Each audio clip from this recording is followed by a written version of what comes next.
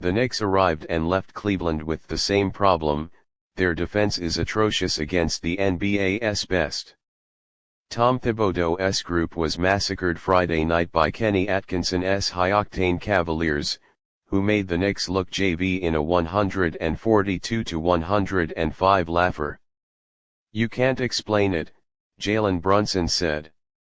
"I'm at a loss for words really."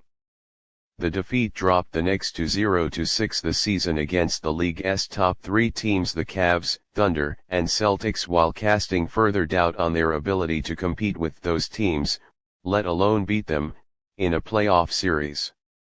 The problem was familiar and easy to spot: the defense. Donovan Mitchell, the former Knicks trade target, dissected New York's soft shell while dropping 27 points in just 26 minutes on 10 of 15 shooting.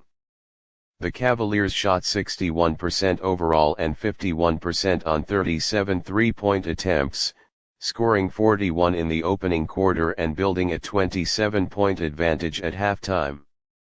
It didn't matter that Anunoby, the Knicks' top defender, returned from a 5-game absence because of a sprained foot. Struggling on both ends, Anunoby finished with just 5 points in 27 minutes and appeared to hurt his foot again in the third quarter as the Cavaliers 46-10 scored more points than the Knicks had allowed in any regulation game this season.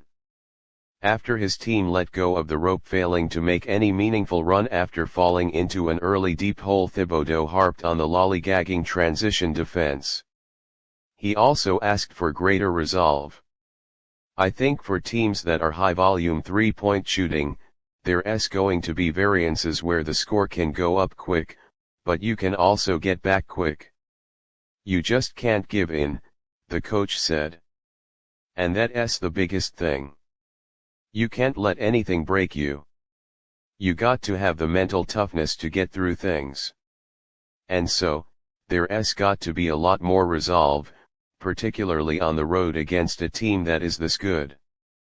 Even Thibodeau, who famously is reluctant to wave the white flag, gave up fast by emptying his bench to start the fourth quarter.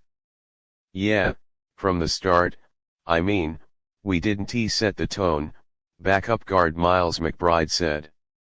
"Dunks, in the paint points, kick-out threes, pick and pop threes.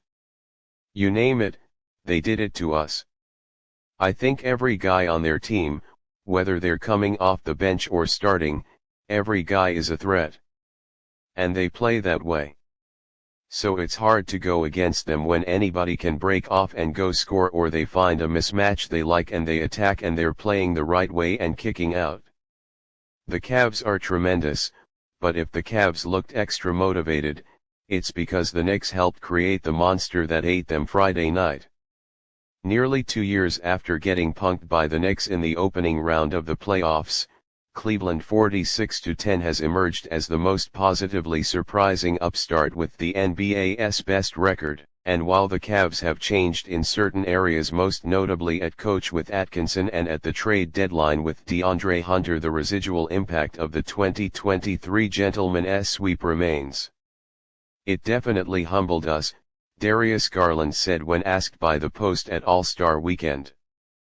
"But it was definitely a learning experience, and you're seeing the product of that right now. It definitely helped us a lot."